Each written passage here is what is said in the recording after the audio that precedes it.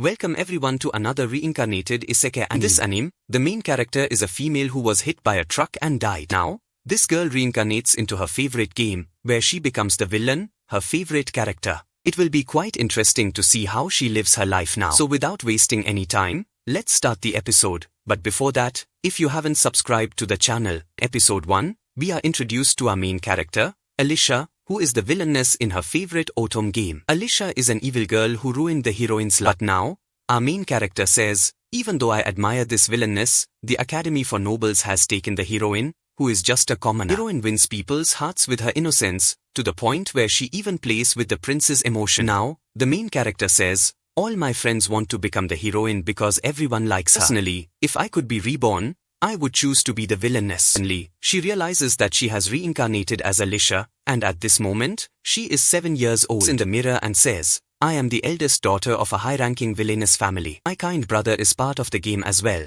and now I realize that I have been reincarnated into the game world as a villainess. She then declares, I won't let this opportunity slip away. I will work hard and become the greatest villainess in the world. After that, she greets her mother and maid with a good morning, leaving them shocked since Alicia never woke up this early, let alone greeted anyone. Alicia thinks to herself, until yesterday, I was quite undisciplined, but not anymore. If I want to be the greatest villainess, I can't waste my time. She then goes to her brothers, and Albert says, you woke up early today. He replies, I want you to teach me swordsmanship because I want to be strong. They don't believe her at first and say, are you just playing around? Alicia responds seriously, no, I'm serious. Finally, her brother says, all right, I'll teach you, but before you can lift a sword, you'll need to build some strength. You have to do 100 sit-ups and 50 push-ups every day. You can do this for a week. I'll teach you swordsmanship, but I doubt you'll be able to do it. Alicia confidently says, don't underestimate me. I'll see you in a week. In this, she leaves. Next, we see her in the library, thinking,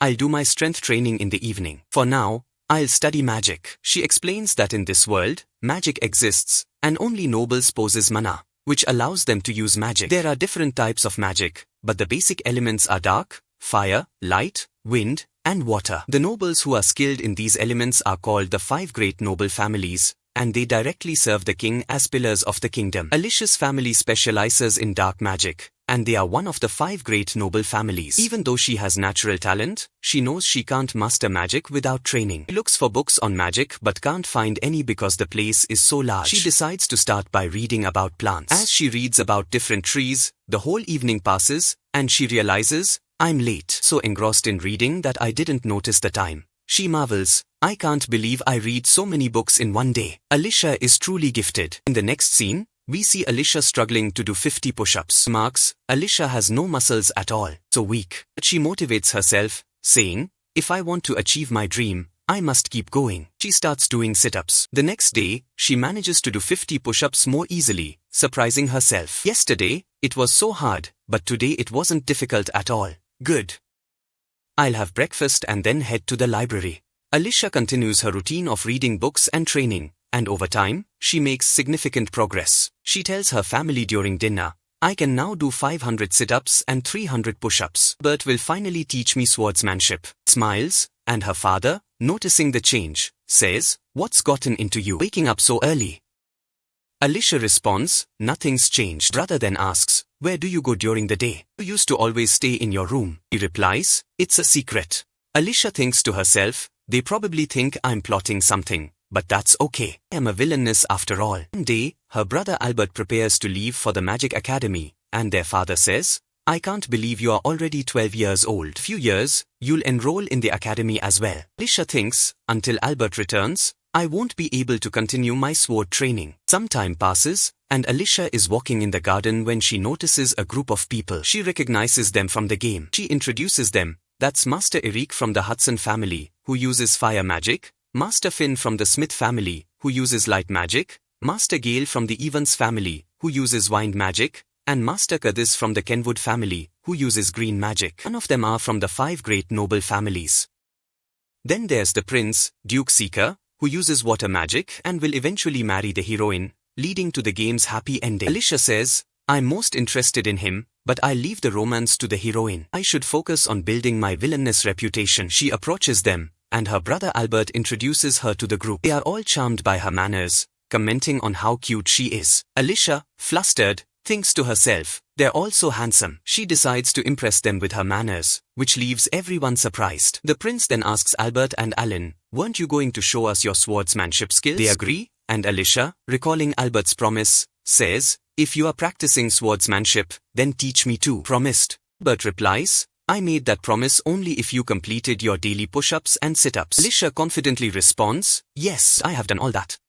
Yet, they don't believe in her and begin their training. Seeing this, Alicia gets angry and snatches Albert's sword. She kicks a tree and drops an apple, then cuts it in half with the sword. She then says to her brother, see, I told you not to take me lightly. Seeing this, the prince is quite shocked. Albert says, all right, I will train you. Hearing this, she gets very happy and says, I'll go change quickly, and leaves. Prince looks at the cut apple and smiles a little. Next scene, we see that a year has passed since Alicia started learning swordsmanship from her brother. He has been training hard and says, the prince always comes to our house now. We see the prince watching her, and seeing this, Alicia blushes a little. After her training, as she is leaving, the prince comes up to her and says, have you finished today's training? Replies, no. I'm just taking a break. Alicia is surprised because it's the first time the prince spoke to her. Prince now says to her, why are you working so hard to learn swordsmanship? Can't reveal her true intentions, so she simply says, I just want to be powerful. The prince praises the princess and pats her on the head, which makes her blush a little. At that moment, Albert arrives. Seeing Albert, the prince stops, and then Alicia also leaves. Albert gives the prince a book and asks, why do you come to our house so often? Prince, looking at Alicia, says, I don't know. I wish I knew why I come here. In the next scene, we see all the nobles and the king discussing Leona village. Alicia's father says the conditions there are getting worse, and it's becoming difficult to live there. Another noble suggests that sending aid hastily might not be received well, and they should prioritize the golden rose first. Someone else says, our kingdom and people need hope, we should take a break for now. The king agrees, and they start having dinner. The table, one noble mentions that Arnold and Finn have said they plan to invite Miss Alicia to their house. Alicia's father says, yes, I told her to avoid trouble. A noble says his son Eric has said Alicia is quite polite. A third noble says, my son Gail said the same. Alicia's father mentions that she used to be quite selfish, but a year ago, she suddenly started spending time in the library, and he still can't understand what happened to her. In the next scene, we see Alicia arriving at their house and thanking them for inviting her. Finn suggests they have a tea party. On the other side, someone informs Albert that the king is also coming today. Finn tells Alicia that many other guests have arrived, and Alicia is surprised to see that everyone is there. She wonders why they are all here. Just then, Finn asks if the king has arrived, and someone replies, no, but he'll be here soon. Alicia sees a map and recalls how, in the game's ending, she was exiled to a foreign country and worries if that ending is approaching now. Then, the king arrives, and Alicia welcomes him, feeling a bit scared. Thinks, why is the king here? Says to her, I've heard a lot about you, so I wanted to talk to you. Let me get straight to the point. Tell me, what do you feel about the position of our kingdom? Alicia thinks, I don't understand the point of the king's question. I'm only 8 years old, and he's asking me about politics. This must be a test, a villainess test. She responds, even though the kingdom has a lot of power, it's not a good nation. Everyone is shocked to hear this, and Alicia thinks, how was my answer? I must sound like a real villainess. She continues, although our economy is strong, most of the wealth goes to the nobility, creating a significant wealth gap. In Leona village, there is a lot of poverty, and people don't even know if they'll have food tomorrow. It could lead to a lot of hatred towards the nobility, and people might revolt. King says, so, we need to improve our economic strength. How do you suggest we fix this? Alicia replies, why don't we take advantage of our neighbor Calvera's gold mine? King asks, do you think we should take Calvera from Level? Alicia says, no, we should fund Calvera's independence because fighting with Level would be disastrous. We'll maintain our relationship and trade with Calvera, and when they gain independence, we'll benefit from trading with them. King agrees, saying they will build a relationship with Calvera to strengthen their superiority and profit through trade. Alicia thinks, the heroine won't do something like using others for profit, and if I keep things this way, I'll soon have a showdown with the heroine. Doing well to become the greatest villainess in history. The king says, it was nice talking to you. I'll be leaving now, and he departs. Alicia feels a bit relaxed. The prince comes to her and asks, were you nervous? To which she replies, no. In the next scene, the king is leaving, praising Alicia, but then another noble says there's a matter they need to discuss. The golden rose has been found. The king is shocked and heads to a meeting. In the next scene, we see Alicia tired and eating a lot of desserts. The prince watches her, smiling. Say to him, you used to be emotionless, and people called you the ice prince, but now you seem happier. It's changed. In the next scene, as Alicia is about to leave, the prince approaches her and gives her a gift, saying, this is for you. A bit late, but happy birthday. Alicia thanks him and asks if she can open it. Go ahead. When Alicia opens it, she is surprised to find a diamond necklace inside. He asks, did you not like it? She replies, no, I love it. The prince says, all right then, I'll be going now, and leaves. Alicia wonders, diamonds are so valuable, so why did he give it to me? In the next scene, we see all the dukes sitting together. In front of them, a rose begins to glow in golden color. The king says, there's no doubt this is the golden rose. Who does it belong to? Another noble informs them that a baker in Castletown owns it. When his daughter was born, the rose bloomed in this way, so he kept it with him. The king declares, this means the baker's daughter is the saint. Will join the kingdom's ruler and guide the people to save the world and bring peace. Another noble explains, whenever someone is born who will control the kingdom's fate, a special rose blooms. This was proven when the blue rose bloomed. It means the golden rose is for the saint. It says, we have found the people responsible for blooming both the blue and golden roses. Blue rose bloomed because of the prince, and the golden rose bloomed because of that girl. When they come together, it will benefit the kingdom. This transformation, a price will have to be paid. The greater the transformation, the greater the the price. Another noble says, this means a time of trouble is coming. See different images, as if they were visions of what's to come. Man says the saint's story tells us that when the saint unites with a member of the royal family, something significant will happen. However, we are not told exactly what was said, but the king remarks, we must accept our fate. Next scene, we see Alicia again, training intensely. He says, I know that one day, the prince will fall in love with the heroine and ask for the necklace back, but I won't give it to him. I'll refuse, just like a true villainess. She declares, watch me, world, as I make my debut as a villainess. And with that, the episode ends. Hope you enjoyed this anime. Most of you prefer male main characters, but try something unique for a change. If you want to know how the story progresses, subscribe to the channel and turn on all notifications. When the next episode comes, you'll get notified. So, hit the bell icon. That's all for today.